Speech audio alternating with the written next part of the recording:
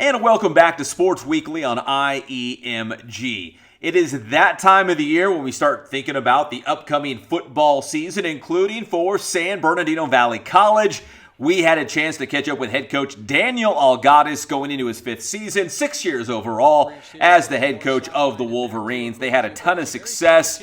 Then COVID hit. Kind of a down season in terms of SBVC standards since Algadas has arrived on the scene. But he is very hopeful and optimistic about this upcoming season. There's going to be a lot of new faces as freshmen will be making a big impact on this Wolverine squad. So we talk about this year's team.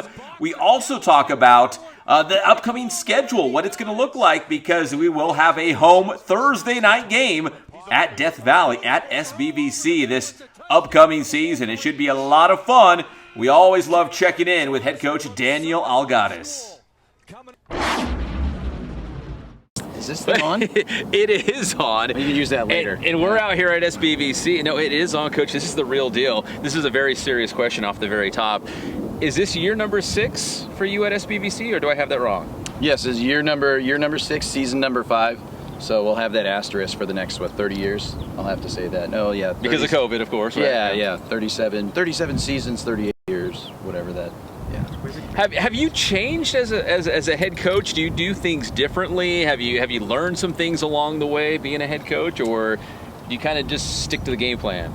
Yeah, we use a lot of mathematical principles, mostly guess and check. Different types of leadership styles, different ways of putting staffs together and teams together, and always trying to build the team around the talent that you have.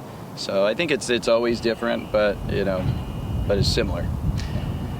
Maybe unorthodox isn't the correct word, but you like to find unique ways to, coach up your guys, your coaching staff.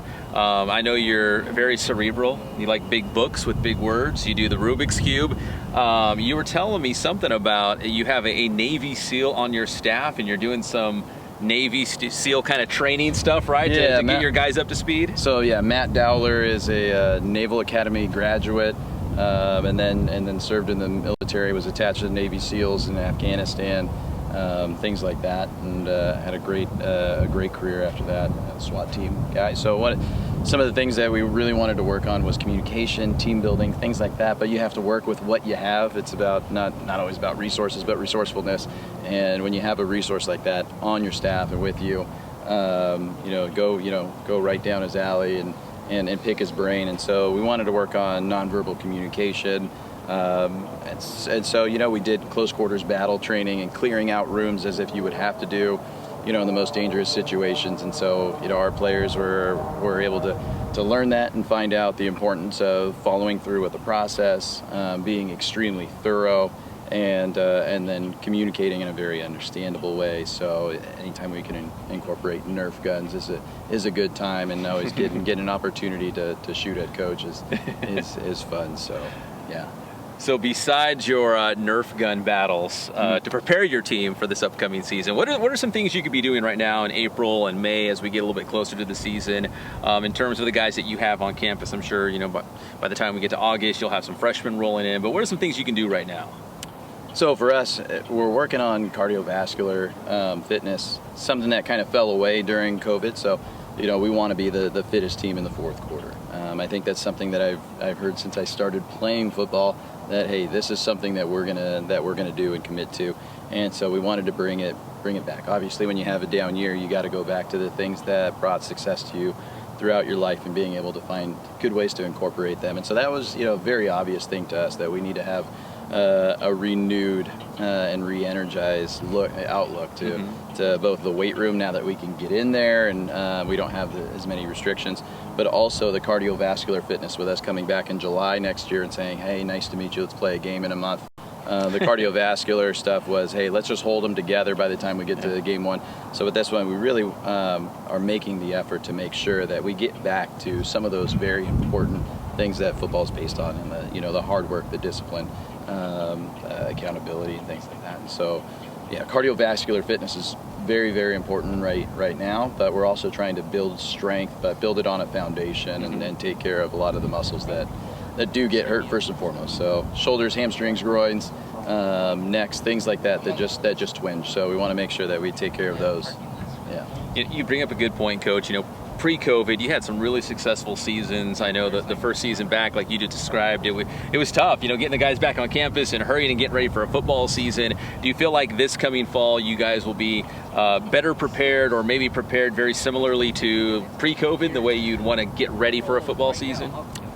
Yeah, well, we had a lot of time to reflect during COVID on what we should do, in the future moving forward. But then you get back into it, and then you find out, like, hey, so this is what we really are. This is what we're really good at. And so, that reflection period, as we didn't go back to school, we didn't get back on campus until March of this year. So from the end of the season, then we did online classes in January and February. So it gave us some time to do that and to, reestablish and put together our new staff and really focus on community and finding good people. More than anything, is this a good person? Is this person going to give back to the community? Is this a person that wants to be here? Is this a person that will take care of a kid when he doesn't show up? Will he call him because he cares? And those types of things. So just getting back to the root of, hey, we need to be good people, and we're here to develop and to do those things, and that these guys have, this value that we really want to take care of them. And so that was the most important thing. And as we move forward and develop these guys, whether it's, physically, mentally, emotionally, and then, that's kind of where we're at. That's what we think is important.